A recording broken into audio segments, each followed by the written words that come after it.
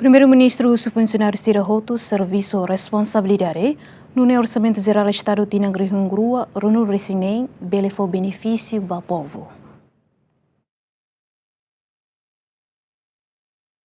A foi entregue orçamento aprovado tinang rihungrua resinem ba órgão soberano Siram. Primeiro-Ministro Carla Sana Guzmão encoraja funcionários Siram nebe haknar an e a Ministério no instituição do Estado Siram melhora serviço no halau knar o responsabilidade no Orçamento Geral do Estado tinang rihungrua resinem nebe mak prevê ona belefo benefício ba povo. E todo tem a sua responsabilidade do serviço ao dia. Estamos lá hoje.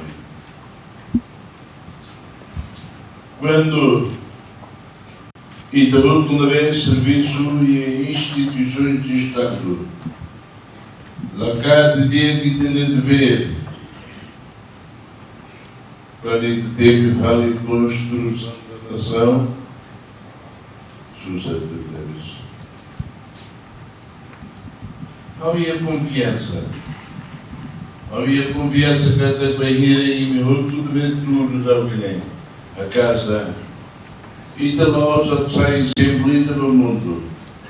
Mas, pelo menos, no do romano, pensava. Mas, no da moça, cidadão de Aquila, e da curso. E nem é muito importante deles. Também não é mais, você não é mais Rússia,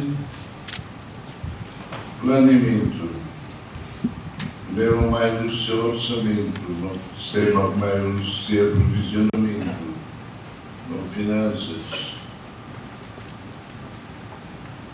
E meu, então eu nunca até nós, ou seja, por dia, gera o dia.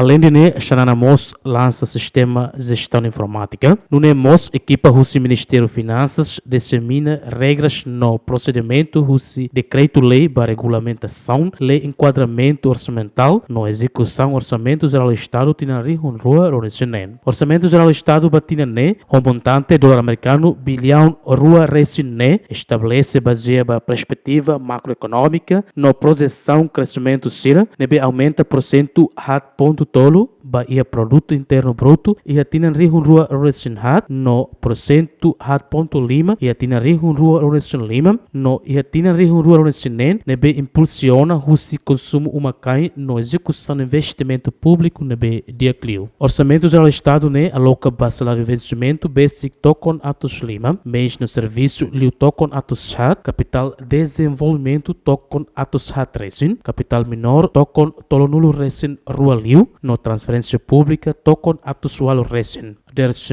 Bem-vindas Ximenes, GMN.